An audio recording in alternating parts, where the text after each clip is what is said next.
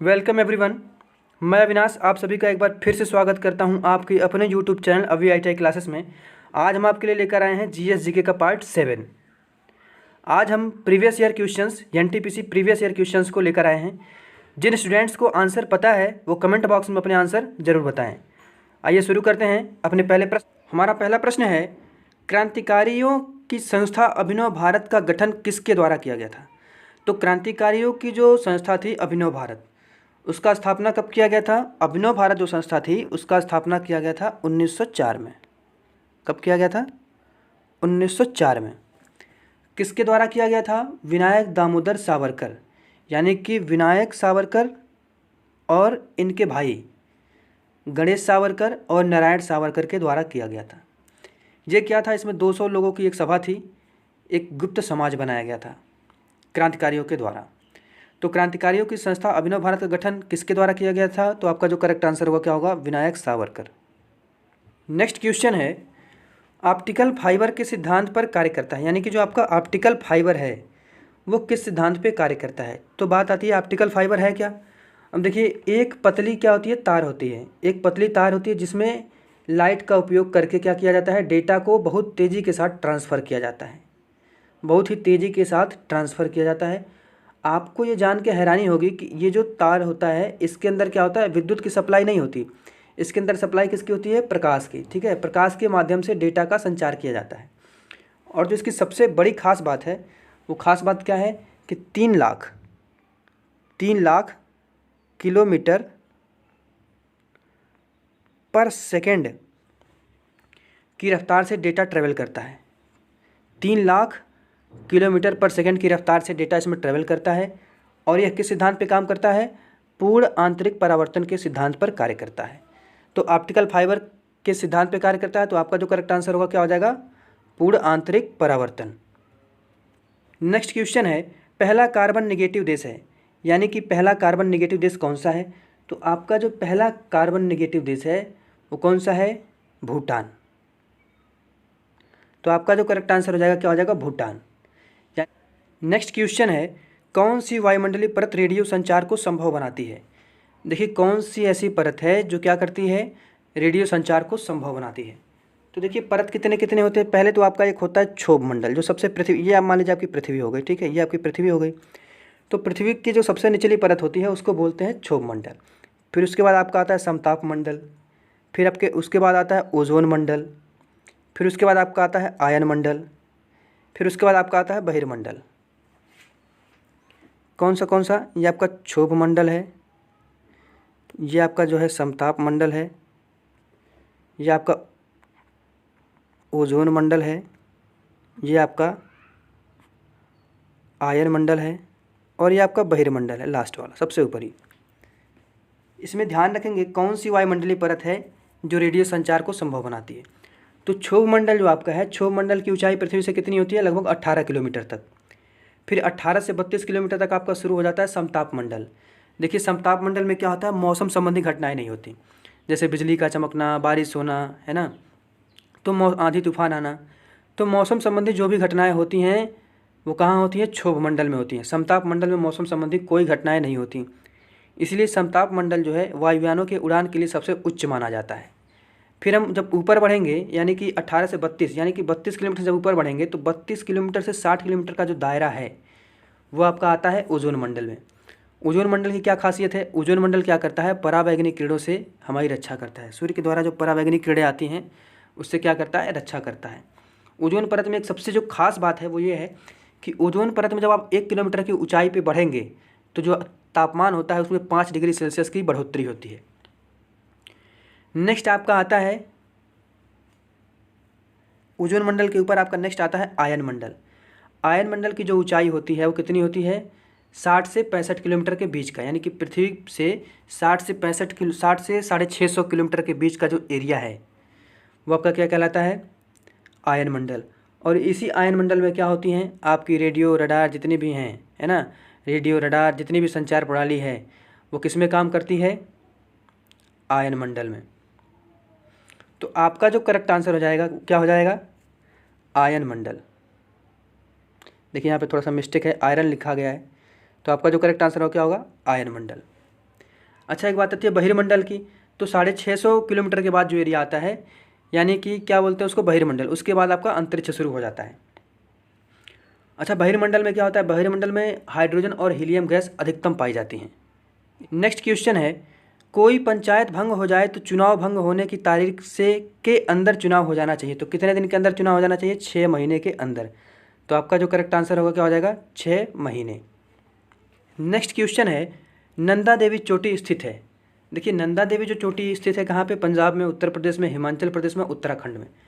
तो आपकी जो नंदा देवी चोटी है वो कहाँ है, यह जो है शिखर हिमालय पर्वत श्रृंखला में भारत के उत्तरांचल राज्य में पूर्व में गौरी गंगा तथा पश्चिम में ऋषि घाटियों के बीच में स्थित है। पूर्व में गौरी गंगा तथा पश्चिम में ऋषि घाटियों के बीच में स्थित है। जिसकी हाइट कितनी है, जिसकी हाइट की बात की जाए तो कितनी है, नंदा देवी की हाइट कितनी है, 7,816 मीटर, ये इसकी हाइट है। और ये किस राज्य में स्थित है, उत्तराखंड में। तो your correct answer will be Uttarakhand. Next question है, कंप्यूटर के संदर्भ में GUI का पूर्ण रूप है। तो GUI का जो पूर्ण रूप होता है वो आपका होता है ग्राफिकल यूजर इंटरफेस। तो आपका पहला ही ऑप्शन यहाँ पे दिख रहा है, ग्राफिकल यूजर इंटरफेस। तो करेक्ट आंसर क्या आ जाएगा, graphical user interface. Next question, Torah एक धार्मिक किताब है, मुस्लिमों का, हिंदुओं का, यहूदियों का, बौद्धों का। तो तोरह जो आपकी एक धार्मिक किताब है किसकी है, यहूदियों की। तो आपका जो करेक्ट आंसर क्या हो जाएगा, यहूदियों का। देखिए, यहूदियों का कुछ और भी धार्मिक ग्रंथ हैं, जैसे आपका तनख है, तालमुद है, हलाखा है, Kabbalah. Next and important question, भारतीय रेल का शुभंकर है। तो भारतीय रेल का शुभंकर क्या है, भारतीय रेल का जो शुभंकर है आपका, वो आपका भोलू हाथी है। करेक्ट आंसर क्या हो जाएगा, भोलू हाथी। ये सारे क्वेश्चन प्रीवियस ईयर 2017 NTPC में पूछे गए हैं। नेक्स्ट क्वेश्चन है, भारतीय रेलवे बोर्ड अधिनियम पारित हुआ। तो भारतीय रेलवे अधिनियम बोर्ड जो पारित हुआ वो आपका 1905 में पारित हुआ। कब पारित हुआ, 1905 में। तो आपका जो करेक्ट आंसर हो जाएगा क्या हो जाएगा इस प्रश्न का, 1905। अच्छा, बात आ गई कि रेल मंत्री कौन है। तो रेल मंत्री प्रेजेंट टाइम पे पीयूष गोयल हैं। अच्छा, इसके अध्यक्ष कौन है, तो अध्यक्ष कौन है, विनोद कुमार यादव जी। और इसका भारतीय रेलवे का शुभंकर क्या है, अभी हमने ऊपर वाले प्रश्न में पढ़ा। तो इसका जो शुभंकर है वो क्या है, भोलू हाथी। अच्छा, एक प्रश्न और इससे जुड़ा पूछ लेता है कि भारतीय रेलवे का जो लोगो है उसमें कितने सितारे हैं। तो भारतीय रेलवे का जो लोगो है उसमें कितने सितारे हैं, 17 सितारे। पहले 16 थे, अब 17 हो गए। तो अच्छा, भारतीय रेलवे में कितना जोन है पूछ लेता है। तो कितने जोन है, 17 जोन और 17 सितारे। आप इसको याद रखेंगे। तो भारतीय रेलवे बोर्ड अधिनियम पारित हुआ था 1905 में। आपका करेक्ट आंसर क्या हो जाएगा, 1905। नेक्स्ट क्वेश्चन है, मिशन रफ्तार परियोजना संबंधित है। तो मिशन रफ्तार जो परियोजना है वो किससे संबंधित है, रेल यातायात से संबंधित है। तो आपका जो करेक्ट आंसर हो जाएगा, रेल यातायात से संबंधित है। देखिए, मिशन रफ्तार में क्या किया गया कि ट्रेनों की स्पीड बढ़ाने का निर्णय किया गया। दिल्ली से लखनऊ तक की जो दूरी है उसको 45 मिनट में सफल बनाने का एक प्रयास किया गया। यानी कि जो ट्रेनों की स्पीड रखी गई वो कितनी रखी गई, 160 किलोमीटर प्रति घंटे का रफ्तार का लक्ष्य रखा गया। अच्छा, इस मिशन रफ्तार के अंतर्गत दिल्ली से हावड़ा का रूट भी शामिल किया गया था। तो मिशन रफ्तार परियोजना संबंधित है किससे, रेल यातायात। नेक्स्ट क्वेश्चन है, यूट्यूब के संस्थापक हैं, यानी कि ये जो यूट्यूब प्लेटफॉर्म है इसका संस्थापक कौन है। तो यूट्यूब के जो संस्थापक हैं वो स्टीव चेन व चाड हुर्ले हैं। अच्छा, देखिए, मार्क जुकरबर्ग की बात आ गई। तो मार्क जुकरबर्ग किसके हैं, FB के, यानी कि फेसबुक के। नेक्स्ट आपका आ गया लैरी पेज व सर्जरी बिन। तो लैरी पेज व सर्जरी बिन किसके हैं, गूगल के फाउंडर। गूगल क्या है, गूगल एक सर्च इंजन है जिसके फाउंडर कौन है, लैरी पेज व सर्जरी बिन। अच्छा, लास्ट आ गया टिम बर्नर्स-ली। क्या आ गया, टिम बर्नर्स-ली। तो इंटरनेट का आविष्कार जो है, इंटरनेट के संस्थापक कौन है, टिम बर्नर्स-ली। इंटरनेट। तो इस प्रश्न से हमको 4-5 जानकारी मिलती है। यूट्यूब के संस्थापक कौन है, स्टीव चेन व चाड हुर्ले। मार्क जुकरबर्ग कौन है, फेसबुक के संस्थापक। लैरी पेज व सर्जरी बिन कौन है, गूगल के संस्थापक। और टिम बर्नर्स-ली कौन है, इंटरनेट के संस्थापक। तो हमारे प्रश्न का जो करेक्ट आंसर है वो क्या होगा, स्टीव चेन व चाड हुर्ले। नेक्स्ट क्वेश्चन है, हाइपोथैलेमस ग्रंथि पाई जाती है। तो हाइपोथैलेमस जो ग्रंथि है मस्तिष्क में, हृदय में, गले में, उपयुक्त सभी में। तो हाइपोथैलेमस जो आपकी ग्रंथि है वो हाइपोथैलेमस किससे जुड़ी है, मस्तिष्क से जुड़ी परेशानी है हाइपोथैलेमस, जो क्या करती है, पिट्यूटरी ग्रंथि को नियंत्रित करती है। हाइपोथैलेमस का जो मुख्य काम होता है वो क्या होता है, तंत्रिका तंत्र को अंतःस्रावी तंत्र के साथ जोड़ना या जोड़े रखना। ठीक है, तंत्रिका तंत्र को अंतःस्रावी तंत्र के साथ क्या करता है, जोड़ता है, इसका मुख्य काम है। तो हाइपोथैलेमस कहाँ पाई जाती है, मस्तिष्क में। तो आपका जो करेक्ट आंसर क्या हो जाएगा, मस्तिष्क में। आवर नेक्स्ट क्वेश्चन, मछली के हृदय में कितने कक्ष होते हैं। तो मछली के हृदय में आपके जो कक्ष होते हैं 4 3 2 1। तो मछली के हृदय में जो कक्ष होते हैं वो आपके कितने होते हैं, मछली के हृदय में आपके 2 कक्ष होते हैं। तो आपका करेक्ट आंसर क्या हो जाएगा, 2। नेक्स्ट क्वेश्चन है, भारतीय संविधान का अनुच्छेद 21A परिभाषित करता है संपत्ति के अधिकार को, नागरिकता के अधिकार को, शिक्षा के अधिकार को, उपरोक्त सभी। तो भारतीय संविधान का जो अनुच्छेद 21A है वो किस संशोधन के अंतर्गत जोड़ा गया, 86वां संविधान संशोधन के अंतर्गत इसको जोड़ा गया। अधिनियम 2002 के अंतर्गत, अधिनियम 2002 के अंतर्गत इसको जोड़ा गया। ठीक है, क्या किया गया कि इसके तहत शिक्षा के अधिकार को मौलिक अधिकार के रूप में 6 से 14 वर्ष के जो सभी बच्चे हैं उनको मुफ्त रूप से एवं अनिवार्य रूप से शिक्षा का प्रावधान किया गया। तो भारतीय संविधान का अनुच्छेद 21 से परिभाषित करता है किसको, शिक्षा के अधिकार को। किस संशोधन के अधिनियम के द्वारा, 86वां संविधान संशोधन अधिनियम 2002 के तहत क्या किया गया, ये पारित किया गया, जिसमें क्या किया गया, 6 से 14 वर्ष, जिसमें 6 से 14 वर्ष के बच्चों को क्या किया गया, मुख्य और मुफ्त और अनिवार्य रूप से शिक्षा का प्रावधान किया गया। तो आपका करेक्ट आंसर क्या हो जाएगा, शिक्षा के अधिकार को। नेक्स्ट क्वेश्चन है, मानव रक्त का अनुमानित पीएच मान है। तो मानव रक्त का जो अनुमानित पीएच मान है वो कितना होता है, 7.4। तो your correct answer will be 7.4। Question है, यंग इंडिया साप्ताहिक पत्रिका किसके द्वारा शुरू की गई थी। तो यंग इंडिया जो पत्रिका थी वो महात्मा गांधी के द्वारा क्या किया गया था, शुरू किया गया था। तो आपका करेक्ट आंसर क्या हो जाएगा, महात्मा गांधी। नेक्स्ट क्वेश्चन है, कुचिकल जलप्रपात स्थित है उड़ीसा, चेन्नई, कर्नाटक, असम। कुचिकल जलप्रपात स्थित है उड़ीसा, चेन्नई, कर्नाटक, असम। तो आपका कुचिकल जलप्रपात जो है वो कहाँ पे स्थित है, कुचिकल जलप्रपात आपका कर्नाटक में स्थित है। और इसकी हाइट कितनी है, इसकी हाइट है 1493 फीट की। कितनी है, 1493 फीट। तो आपका जो करेक्ट आंसर है क्या हो जाएगा, 1493 फीट। कुचिकल जलप्रपात स्थित है कहाँ पे, कर्नाटक में।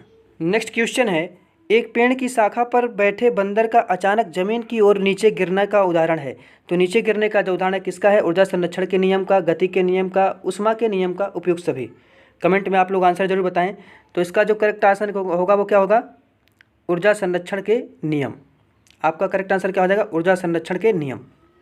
Our next and last question, The Sellout पुस्तक के लेखक हैं, यानी कि सेल आउट पुस्तक के राइटर कौन है। तो देखिए, सेल आउट जो है वो बहुत ही फेमस क्या है, एक उपन्यास है, अमेरिकी उपन्यास है, जिसको किस भाषा में लिखा गया था, इंग्लिश भाषा में लिखा गया था। अच्छा, इसका प्रकाशन यानी कि पब्लिशिंग कब हुआ था, इसका जो पब्लिशिंग हुआ था 3 मार्च, आप लोग डेट याद रखेंगे, इम्पॉर्टेंट बुक है। 3 मार्च 2015 को ये प्रकाशित हुई थी, यानी कि पब्लिश हुई थी। इसके राइटर कौन है, इसके राइटर हैं पॉल विट्टी। पॉल विट्टी इसके राइटर हैं द सेल आउट बुक के। ये क्या है, एक अमेरिकी उपन्यास है। और पॉल विट्टी क्या है, एक अमेरिकी लेखक हैं। साल 2016 में क्या हुआ था, द सेल आउट पुस्तक के लिए पॉल विट्टी को मैन बुकर अवार्ड से सम्मानित किया गया था। इस लिहाजा से यह प्रश्न बहुत ही इंपॉर्टेंट हो जाता है। तो जो सेल आउट पुस्तक के लेखक कौन है, पॉल विट्टी। तो आपका जो करेक्ट आंसर बनेगा क्या हो जाएगा, पॉल विट्टी। उम्मीद करता हूँ आपको ये प्रश्नों की सीरीज पसंद आई होगी। फिर हाजिर होंगे नए प्रश्नों के साथ। धन्यवाद। जय हिंद।